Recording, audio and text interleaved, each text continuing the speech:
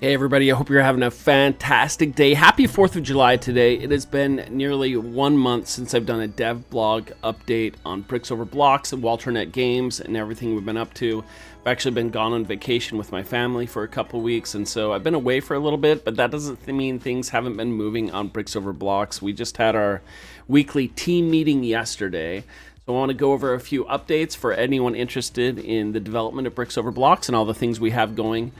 First of all, we are Walternet Games, a small group of indie developers. We just put out our first game, Bricks Over Blocks, as an early access game on Steam right now, and you can buy it right now on Steam. There's a link down in the description. It's only 99 cents. The spring sale's going on right now. That's one of the things I wanted to mention. One of those things is actually we started this game almost a year ago. Back at this time 1 year ago, Derek and I were just building our first prototypes of Bricks Over Blocks, and we got the crazy idea to bring on a few interns and see what we could make of it, and the rest was history. By November, the end of November, we published our first version of Bricks Over Blocks, and it's evolved since then. So some of the updates this week I wanted to make. We have four biomes or four environments of our little brick breaker, our platformer brick breaker. And we're almost complete with all of our environment art. We still need to get it into the game. But the factory environment that we've created, we have new visuals. All the assets are completed. New animations, the drone piece, all the new assets are in. We just need to get them in the game. The big update this week is the endless mode that I'm actually going to play for a moment here for you to show you. Originally, our plan was to be a feature complete, finished with the game by the end of summer. Our idea was that we would have 4 levels, 10 levels each, have a little mini boss situation, solid gameplay, and just kind of put a bow on it and see how the game did. But it's evolved from then. We got the idea from our programmer that they really wanted to add a creative mode to the game, and so I was all for that. And so Jonah, our programmer, has been hard at work making a creative mode, but we'd always wanted this endless mode to come into the game at the end of the game so that there was some replayability. So after you've beaten all of our created levels, we would have an endless mode that you could just test out your skills endlessly, procedurally, bring that in. And that kind of got sidelined for our creative mode.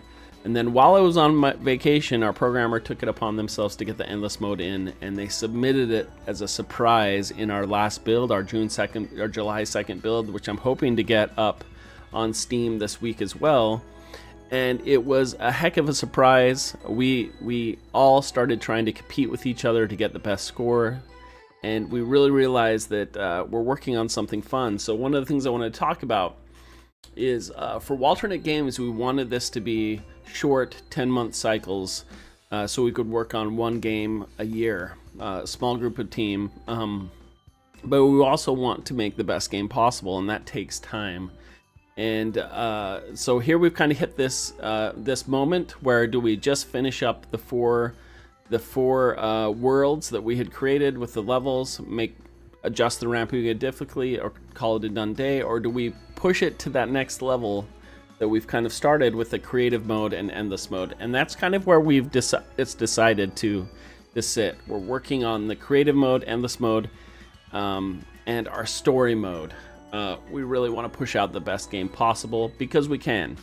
So that is our plan going forward. I'm going to move my camera here a little bit and show you the endless mode in action, just to show you the first version of it. Now, we still have a lot of updates coming for it, but we're really excited about it. It creates a whole new dynamic.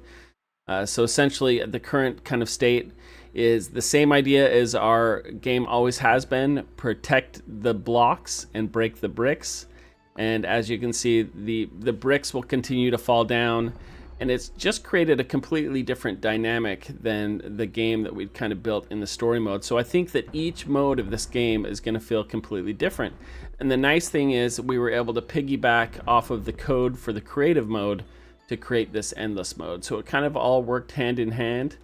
And our little modifiers will adjust. We've realized we needed to update a lot of our power-ups and a lot of the features as we go in the game. So we're really, really excited about this endless mode. By the way, I currently have the high score. I think it's going to stay that way, but we've noticed a few different bugs as well as we've worked on this, which is great. But right after the bat, this has added a lot of excitement for Bricks Over Blocks. Definitely at 99 cents. Go check it out on Steam. If you like it, please give us a review. We're working really hard on this game. So the idea is that we will have this endless mode, and then we'll have that creative mode where our players can create their own levels, save them locally, and then eventually we'll get the servers figured out so that you can share those levels with friends and then creators too. I play a lot of Super Mario Maker 2 on my main gaming channel, and my main bread and butter is playing user-generated content. And so I'm always looking for fun creative levels of other people to play. So I'm a big believer in community-created content. So I'm excited about that. We have a lot of new sounds coming in this week. We have an amazing sound artist, Pierre, who's been working with us since almost the beginning, creating the background music. We have new music coming for the forest level and the factory level coming in. We're going to have some high-intensity thematic music as we get our mini-boss levels, people at the end coming in.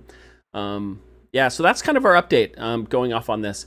Through the summer, we'll be pushing on these changes. Right now, we're working on another set of internships. We're considering hosting some more internships in the fall to give some new game developers some experience and let them cut their teeth on some small polish aspects of the game. It feels really good being at the end of the process where we're now, every change we make has a high impact. So we're looking to continue the juice and those updates. So that's it. So this is I really wanted to get this video out to make sure that I'm doing weekly updates. I'll say our focus right now on the game is the creative mode, endless mode, and polishing out that main story mode. So it's all about polish and playability at this point, and getting that feedback from Steam, which takes us up to the next spot, is the marketing of the game too.